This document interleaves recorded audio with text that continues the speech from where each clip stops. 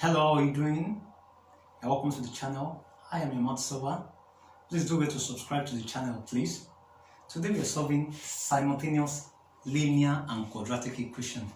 Simultaneous linear and quadratic equation. This is an example that we're going to do so that you can play your game for me. It's very simple. When we are talking about simultaneous equation, it means, or let's even bring it down. What do you mean by simultaneous? Simultaneous means you are doing one or two things together to get a result at the end of it all. Doing one or two things together at the same time. For example, in mathematics, if I have x raised to the power of 1, that's what we call linear. If it's x raised to the power of 2, that's what we call quadratic. Now, if it's x raised to the power of 3, that's what we call polynomial. Now, x raised to the power of 3 and above, poly, more than 2, poly. Now, in your elementary simultaneous equation, I'm so sure you must have done linear, where you'll be combining, for example, 2x plus 3y equal to 5, 5x minus 2y equal to 3. This is, can you see, it's having power of 1 and 1. That is, you are combining linear and linear together. That's simultaneous equation. Then, here, today, we are now combining linear and quadratic. How are we going to solve it? Just follow me, it's very simple. This is an example we want to solve. We have our linear here, we have our quadratic.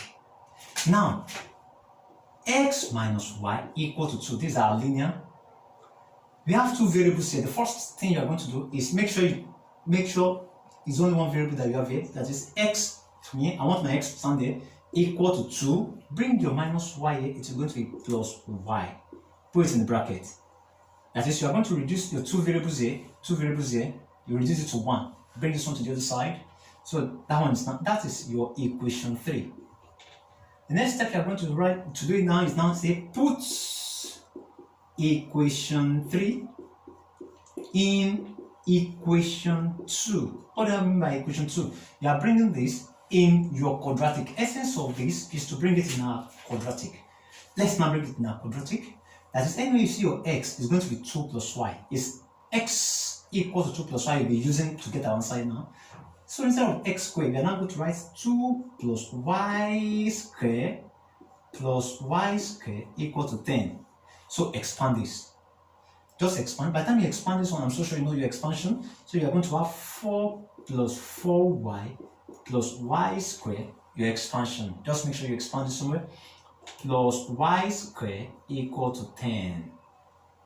Do you get it? That is, let's now add it together. You have 2y squared plus 4y plus 4. Bring the 10 here, minus 10 equal to 0. 2y squared plus 4y minus 6 equal to 0. Here, 2 is common. That is, bring your 2 out, factorize it. You have y squared plus 2y minus 3 equal to 0. So, in your bracket, what do you have here?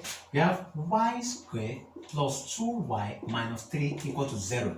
This is your quadratic. Now for this, your quadratic, you can use your quadratic formula or you use the factorization. But I want to use factorization method to get mine. Factorization method. How do I mean? Let's think of two numbers and multiply together that will give me minus 3.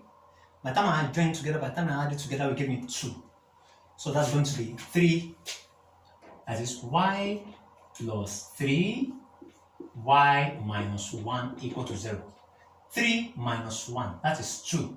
3 times minus 1, that is minus 3, that's all. Your number here, by the time you multiply it, must be equal to the last one. By the time you join it, must be equal to your middle one. So you now say y plus 3 equal to 0 or y minus 1 equal to 0.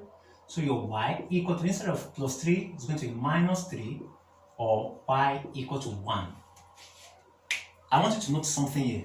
From your question, here you have x squared and y squared. It signifies you are going to have 2 answers for your x, 2 answers for your y, making 4 answers.